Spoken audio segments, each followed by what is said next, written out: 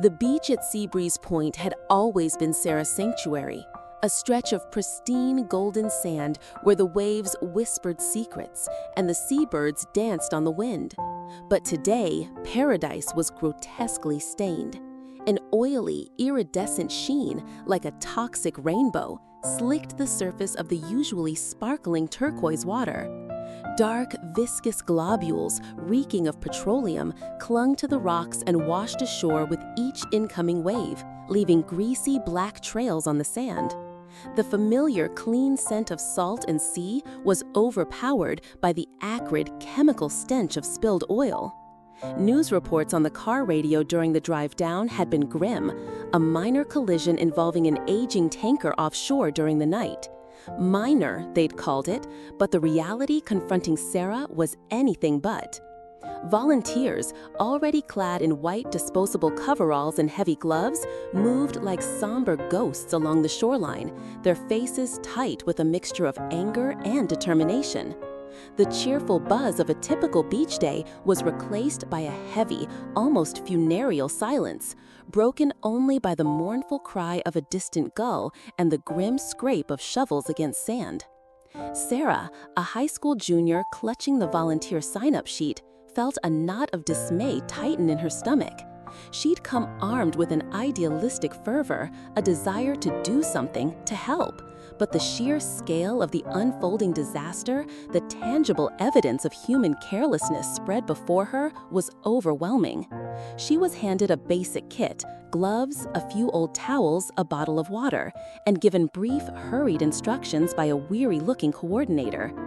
As she stepped onto the oil-streaked sand, her initial enthusiasm felt fragile, a small, flickering candle against a vast, encroaching darkness.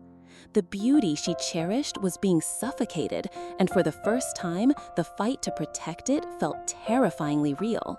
Sarah began her slow, methodical walk along the designated stretch of beach, her eyes scanning the high tide line, the rock pools, the tangled mats of seaweed. The sun beat down, and the petroleum fumes, combined with the exertion, made her feel slightly nauseous. The sand, usually soft and yielding, was sticky and treacherous in places, coated with a thin film of oil that clung to the soles of her borrowed boots. Every few feet, she encountered fresh evidence of the spill's devastation. Small, silvery fish lay belly up at the water's edge, their gills clogged with black goo.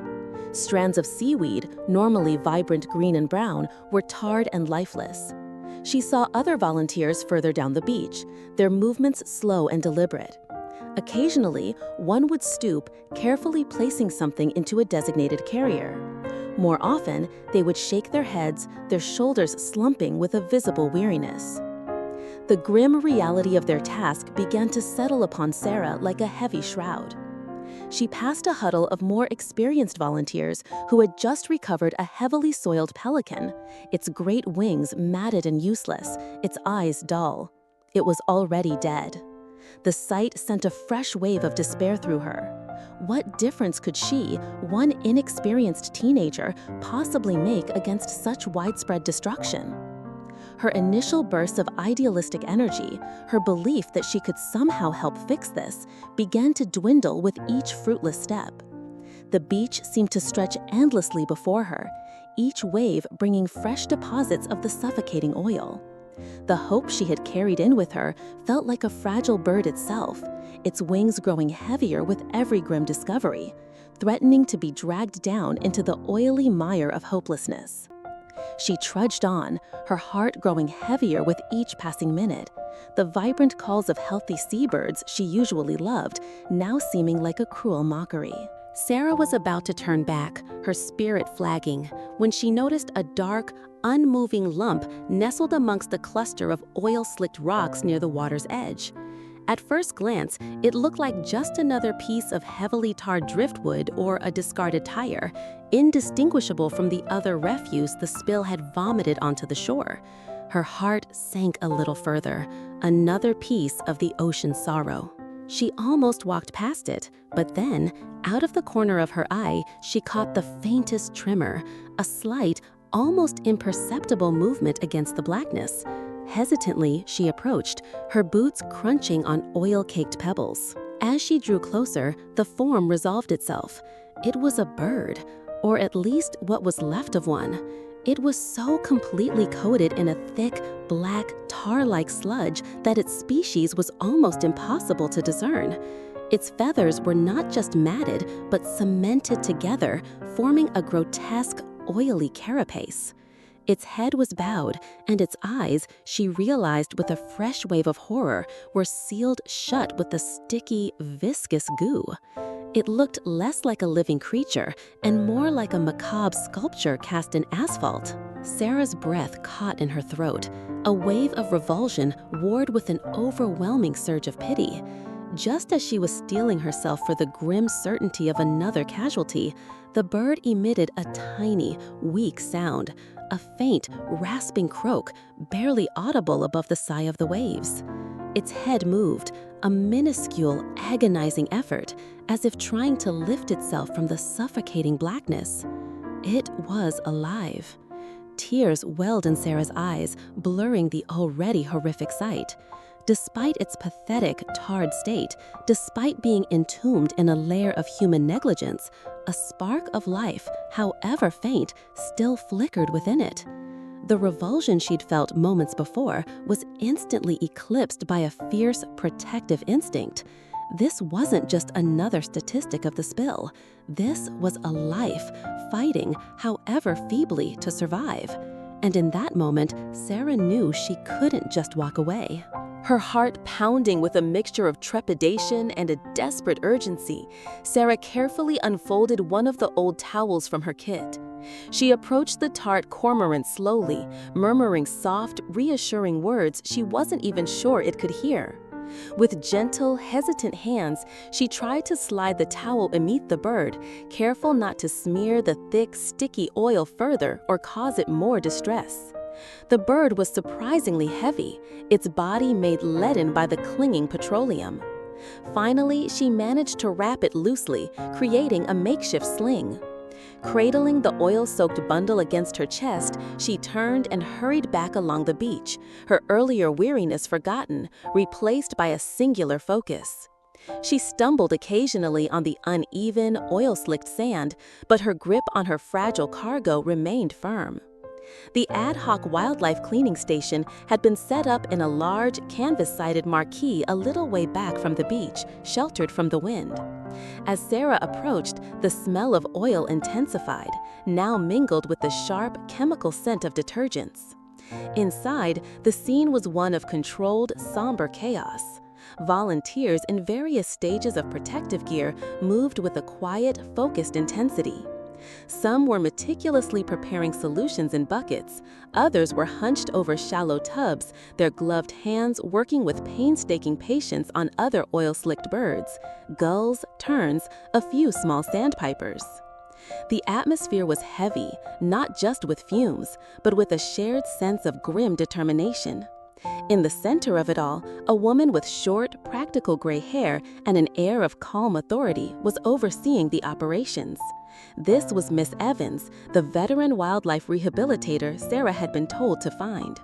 Her face was etched with the lines of fatigue, but her eyes were sharp and observant.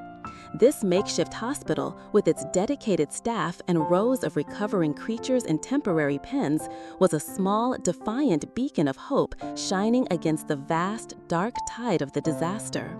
Sarah clutched the cormorant a little tighter, a silent plea forming on her lips as she approached the woman in charge. Miss Evans looked up as Sarah approached, her gaze immediately falling on the towel-wrapped bundle. Her expression, already serious, tightened further. "What have you got there, dear?" she asked, her voice calm but carrying an undercurrent of professional assessment.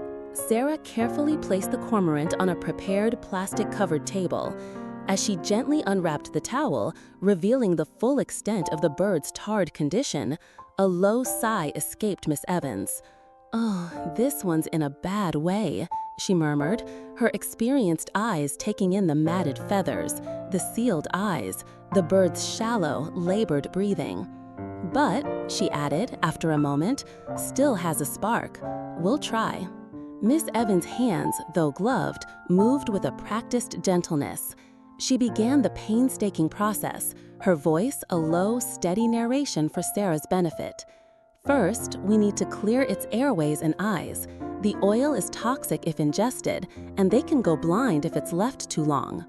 She dipped a cotton swab in a small dish of mineral oil and began to gently, meticulously work around the cormorant's eyes, dissolving the thick, sticky tar that sealed them shut. The bird remained limp, barely reacting. Next came hydration. Miss Evans carefully inserted a thin, flexible tube down the cormorant's throat, administering a small amount of electrolyte solution. They get severely dehydrated and often hypothermic, she explained. Then the washing began. Not a vigorous scrubbing, but an incredibly gentle, patient process using a specially formulated, mild detergent and warm water. Miss Evans demonstrated, showing Sarah how to support the bird's head, how to work the detergent into the feathers without causing more stress or chilling the already weakened creature. Sarah, now gloved and aproned, took over under Miss Evans' watchful eye. Her initial attempts were clumsy, almost tentative. She was terrified of hurting the bird further, of making things worse. The oil was tenacious, clinging stubbornly to every downy fiber, smearing across her gloves, turning the water in the basin black within seconds. It felt like an impossible, unending task. The cormorant, though barely conscious, would occasionally give a weak shudder, a silent testament to its ordeal. This was a far cry from the idealistic image Sarah had held of saving animals. This was gritty, smelly, heartbreakingly difficult work. The hours stretched into an eternity, measured not by the clock on the wall, but by the endless succession of dirty water tubs and the slow, almost imperceptible changes in the cormorant's condition. Sarah, working alongside Miss Evans when she was free, or with other seasoned volunteers who offered quiet guidance, fell into a rhythm of meticulous, repetitive motion. Dip, gently rub, rinse, repeat. Her back ached from hunching over the low tub. Her hands, despite the protective gloves, felt raw and chapped from the constant immersion in water and detergent. The cloying smell of petroleum and the chemical tang of the cleaning solution filled her nostrils, a nauseating perfume that seemed to cling to her clothes and hair. The marquee was hot and humid, the air sick with a shared weariness. The cormorant remained mostly limp, a pathetic, sodden weight in her hands.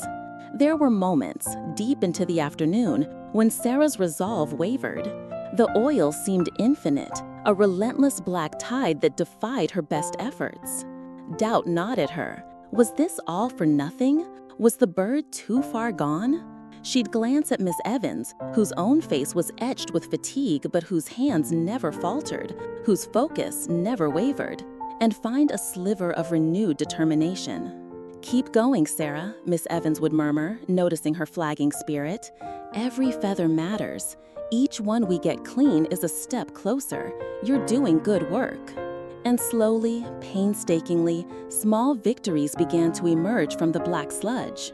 A patch of dark, surprisingly sleek feather would appear on the bird's chest. A wing, once a stiff, tarred appendage, would become pliable enough to gently extend.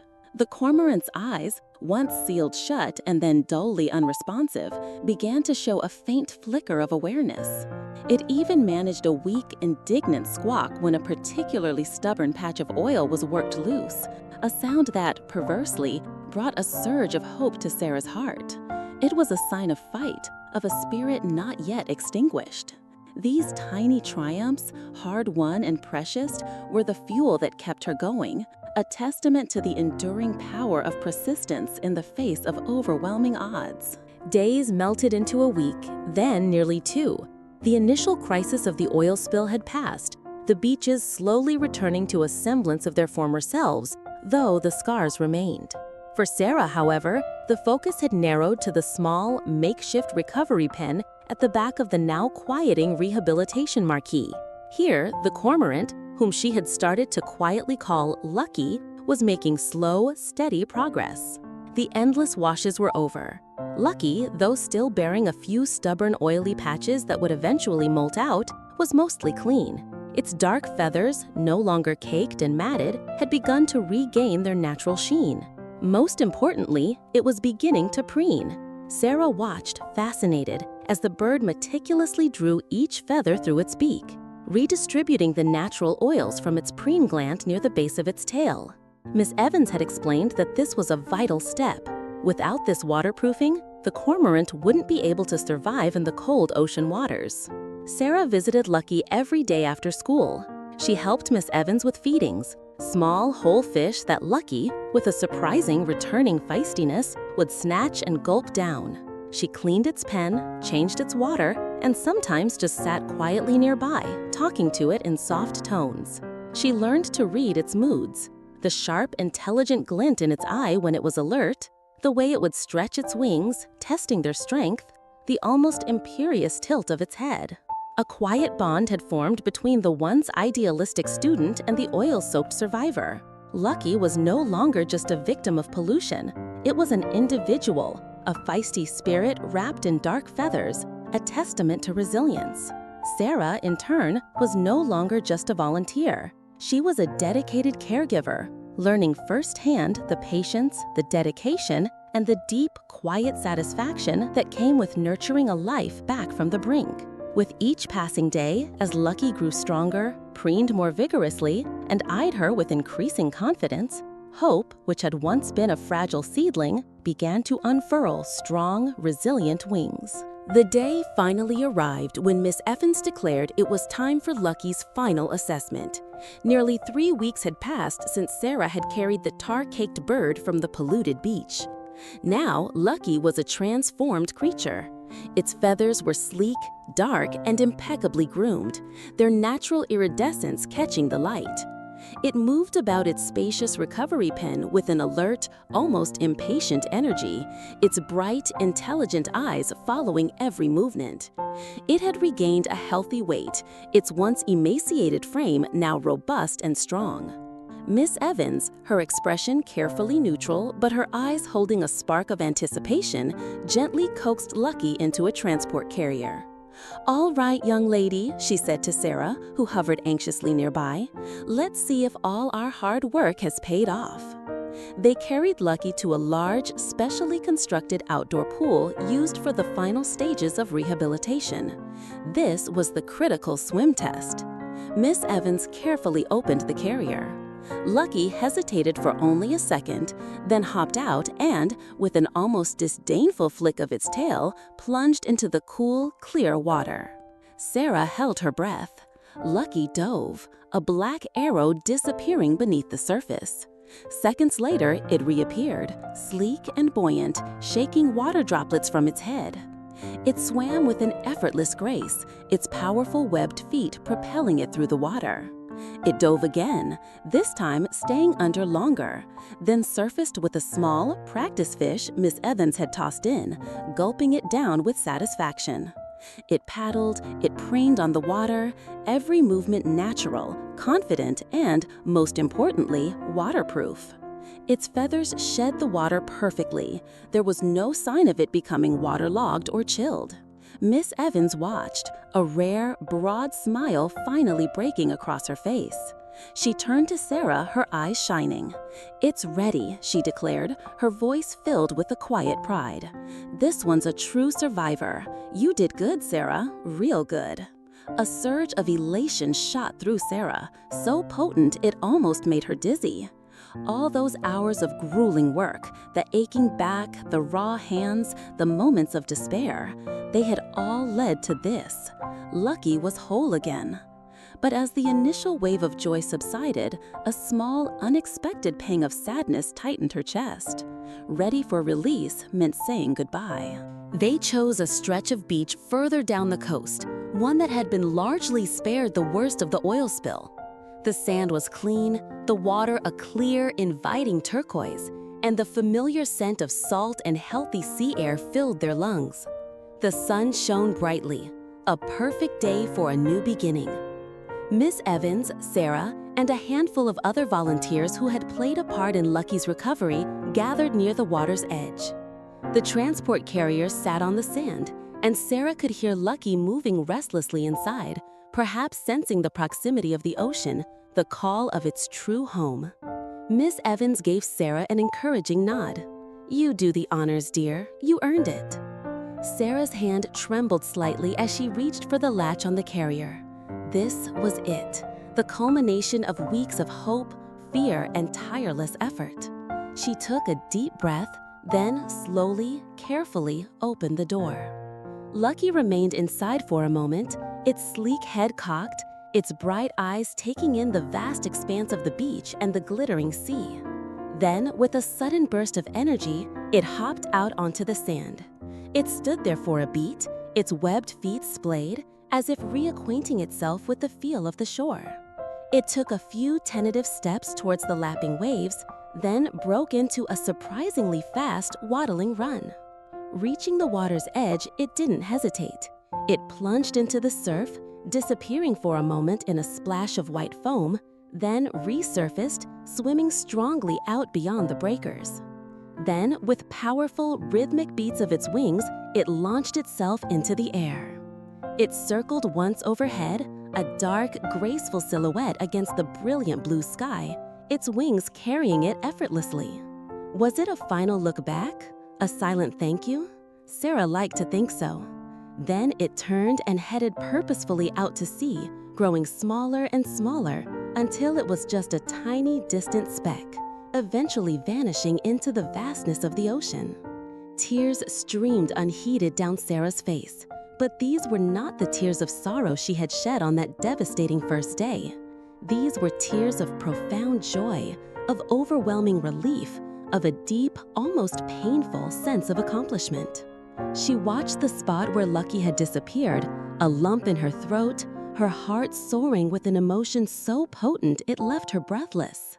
A second chance, hard-won and precious, had just taken flight. Long after Lucky had vanished into the immensity of the blue, Sarah remained standing on the beach, the sound of the waves a soothing, rhythmic balm against her skin. The other volunteers had begun to disperse, their faces reflecting a shared sense of quiet satisfaction. Miss Evans gave Sarah's shoulder a gentle squeeze before heading back towards the vehicles, leaving the young woman to her thoughts. Sarah walked slowly along the water's edge, her gaze sweeping the sand. Her eyes fell upon a small dark feather, sleek and perfect, likely molted from a healthy seabird. She bent and picked it up, its delicate structure surprisingly strong, its barbs intricate and perfectly aligned. She held it in her palm, its lightness a stark contrast to the heavy, oil-caked burden she had carried weeks ago. The physical exhaustion of those endless washing sessions, the nauseating smell of oil, the raw ache in her hands, those sensations had faded, becoming distant memories. But the lessons learned, the emotions experienced, were etched deeply within her. She understood now, in a way no textbook or news report could ever convey, the devastating, tangible consequences of human carelessness.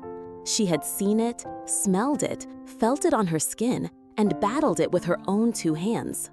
But she had also witnessed something else, the incredible resilience of life, the unwavering dedication of compassionate individuals, and the profound power of persistent, painstaking care. The experience had stripped away any lingering naivety, replacing it with a mature understanding of the hard work and unwavering commitment required to make a difference. It had solidified a quiet but fierce determination within her to protect this fragile, beautiful world. Holding the feather, Sarah felt not a sense of finality, but of beginning. The weight of that single feather seemed to encompass the weight of responsibility, the lightness of hope, and the enduring strength of a connection forged between a young woman and an oil-soaked survivor. Her perspective had irrevocably shifted. She was no longer just an idealistic teenager. She was a witness, a caregiver, and now a guardian, ready to carry the lessons of the Tangled Titan and Lucky forward into her own future.